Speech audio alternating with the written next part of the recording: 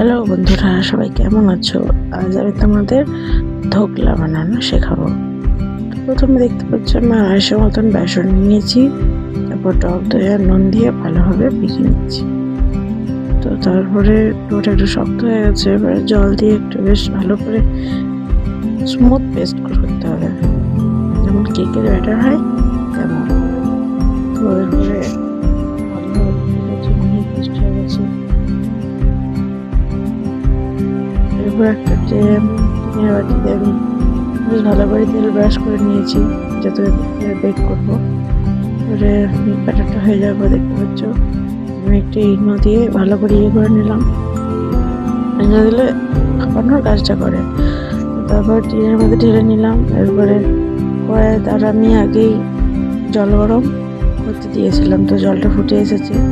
এরপরে বাটিটা বসিয়ে ঢাকা দিয়ে আমি 20 মিনিটের মতন বেক করে নেবো, ভাপিয়ে নেবো। তো যতক্ষণ না দেখতে পাচ্ছ পুরো ভাপানো হোক।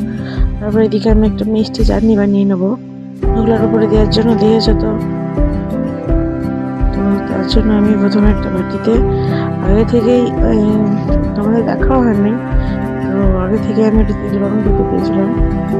তেলের উপরে চিনি দিয়েছিলাম, চিনি, নুন, সামান্য পরিমাণে নুন আর জল আর কারি পাতা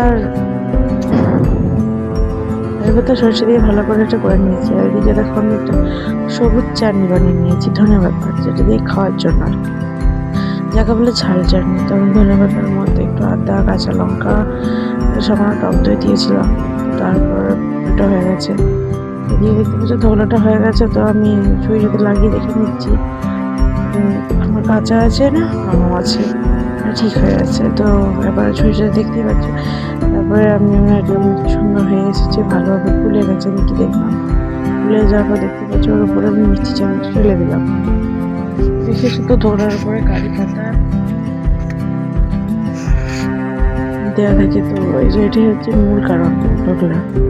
তোমরা কেউ যদি না জেনে থাকো তারা এরকম বানিয়েও খেতে পারো। দেখতে পাচ্ছ ঝাল ঝালের সাথে এরকম ভাবে লাগে, খেতে হেভি লাগবে, মুখটাও ছেড়ে যাবে। যেহেতু চাটনিটার জন্য আদা দিয়েছে। তো তোমরা বানিয়ে দেখো কেমন লাগছে, নিজেরা অবশ্য বানিও। তো thank you watching for my video.